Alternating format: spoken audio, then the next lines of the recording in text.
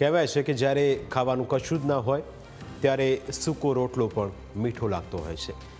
રોટલી કે રોટલા માટે માણસ કંઈ પણ કરી શકે છે. શ્વાન હોય કે માણસ, રોટલીની ભૂખ સૌ કોઈને હોય છે.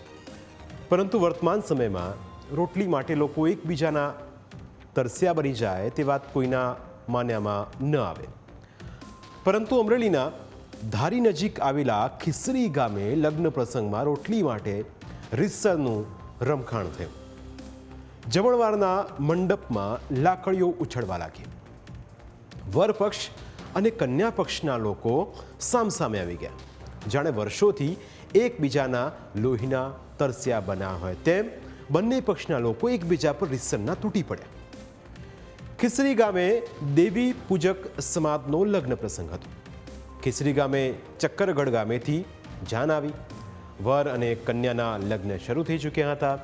તેઓ 2 ફેરા પણ ફરી ચૂક્યા હતા. તેવા સમયે જ બંને પક્ષના લોકો વચ્ચે ધીંગાણું થયું. કહેવામાં આવી રહ્યું છે કે રોટલી પીરસવા બાબતે આ બબાલ થઈ હતી.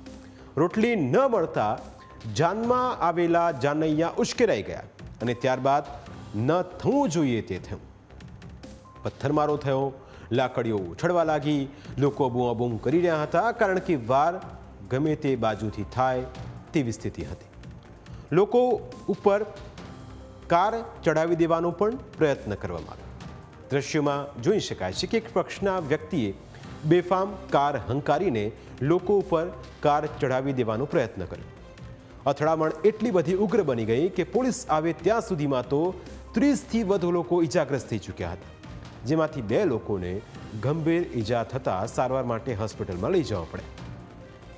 આખરે પોલીસ ઘટના સ્થળે પહોંચી અને મામલો થાળે પાડ્યો. આખરે ઘટના કેવી રીતે બની તે સાંભળશો તો તમને થશે કે વાતમાં કંઈ ન હોવા છતાં ધીંગાણું થઈ ગયું. એવી બની કે જોવાના એમાં શાક રોટલી વેચતા હતા. તેમને દેતા તોય એ કે બધું જો એમ પૂછતા હતા કે માણા હજી બાકી છે અને હજી દેવું તો એમ બોલ્યા ને તો બધું એકને એને બધું ઉતરી પડ્યું. તો મને માર્યો તો બધા આડા પડ્યા.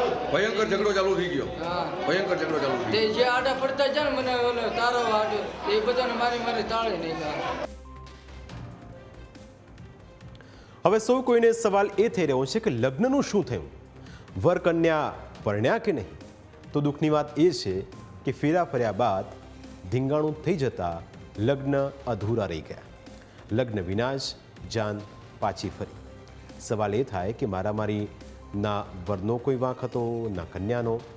તેમ છતાં જાનૈયાઓના કારણે બંનેને ભોગવવાનો વારો આવ્યો. સવાલ એ પણ થાય કે લગ્નમાં એવા તે કેવા લોકો આવ્યા હશે કે રોટલી માટે ઝઘડી પડ્યા. આ સવાલોની વચ્ચે હવે બંને પક્ષે સમાધાન થાય અને યુવક યુવતીના લગ્ન સુપેરે ફરીથી પાર પાડવામાં આવે તેવી આશા રાખીએ.